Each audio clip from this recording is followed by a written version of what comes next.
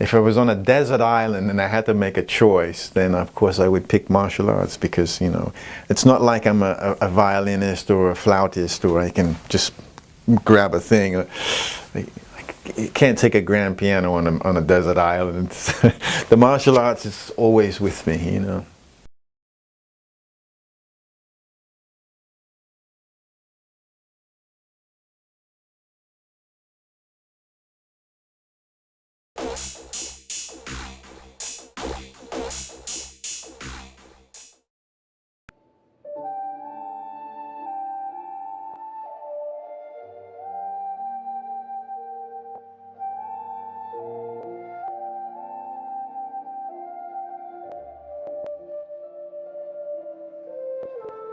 I started because of my family. You know, I see my uncle standing in the snow with his leg up, not moving, you know, just standing like this. Snowing, freezing out. He's wearing the small shirt.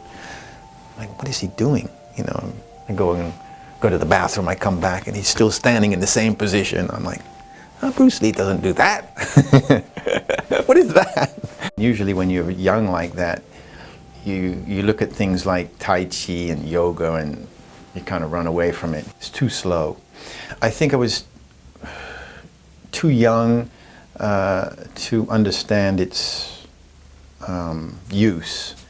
And of course, you know, because everything I wanted to practice was this hard-driven, fast, you know, what I would see on the film, yeah, what I would see Bruce Lee doing.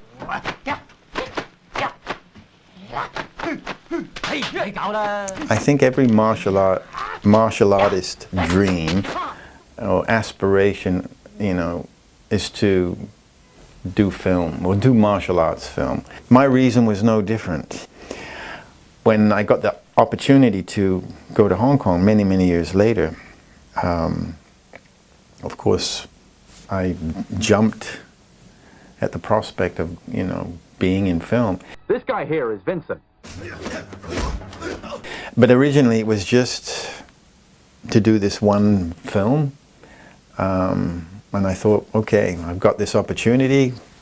I'm going to live that dream and then I'll just do the film, come home, and then open up a martial arts school. But it didn't work out that way, and that was fine because the one film was, of course, directed by Yuen Wo-ping, and who's so famous worldwide because of Matrix and Kill Bill and all those big Hollywood blockbusters. But for him, it was his comeback film. I mean, he was the one that made Jackie early in his Jackie's career. I was very fortunate to be a part of that. But that film catapulted my career to do, you know, 25 others.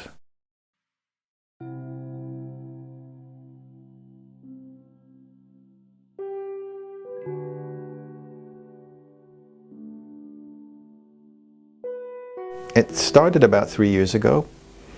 I basically was doing close protection or bodyguarding a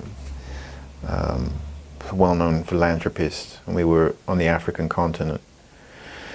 And they had been building infrastructure where there would be shelters or schools, things of this nature. And we just happened to visit a shelter where children, 24 children had just been rescued from slavery, from trafficking. And it was the look on their eyes. I'll never forget it for as long as I live. There was just, it captured me, and I knew from then my life would change, and it did. And so I wanted to know how I could help. And so, you know, fast forward, for the past 3 years, I work with a number of NGOs at the UN who, so I'm working in, and I have my own like rescue and recovery of trafficked children. Also not just children who are trafficked, but also at-risk children. I realized I found we say we found our calling.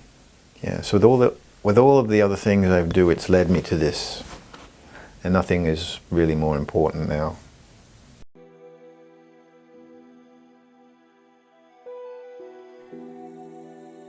I'm actually right now dealing with helping 1,000 children in 3 different orphanages in Eastern Africa to become self-sustainable. So we had to purchase like 14 acres of land, agricultural land, for them to grow crops and so forth. So yeah, it's a big, it's a huge undertaking, and I learned very quickly that it's impossible to save everybody, but you know, can save some. Yeah, this is what's important.